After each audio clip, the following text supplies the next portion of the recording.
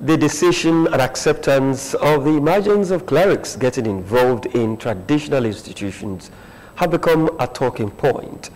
In this special report, Bolaji Samson examines how Christians and Muslim clerics who share diverse ideologies and beliefs on the matter.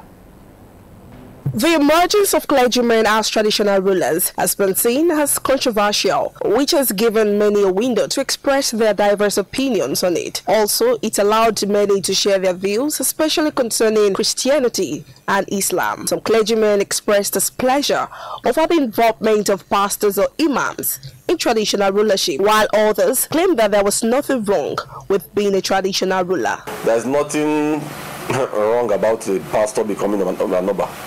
After all, David was a prophet, he was a king. The Bible even acknowledges in the book of Acts chapter 20 that David was a prophet. Even the book of Psalms 22, yeah, from verse 14, I believe. David was seen prophesying about the coming, the death, crucifixion, and resurrection of Jesus Christ. I would definitely know.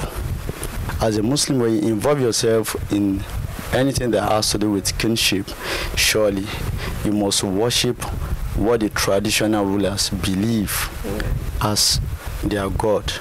I still rule with the fear of God because it's only God that has appointed me. Romans 13 verses 1 to 4, that nobody gets to power without God.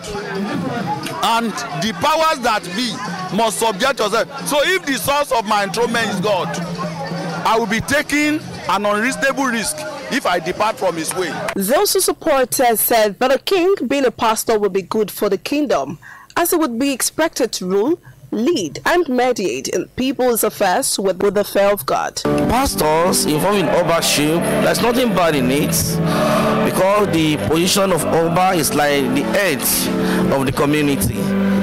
The edge of the community. And pastors are representative of God.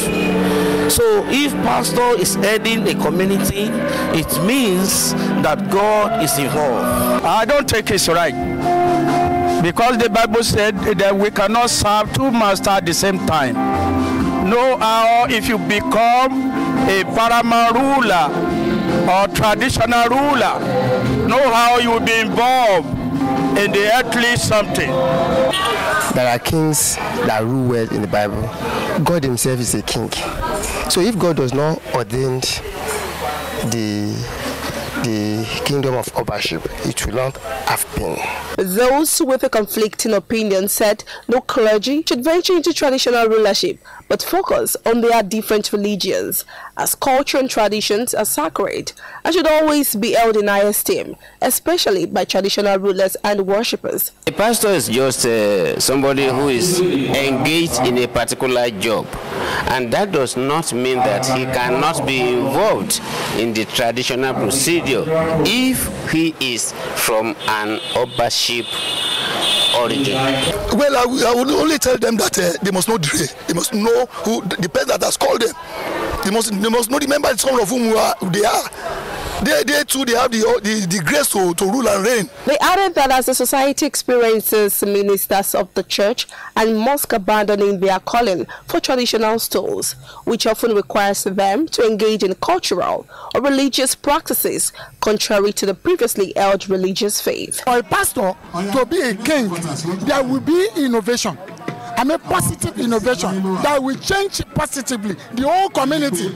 It's a platform to spread the gospel.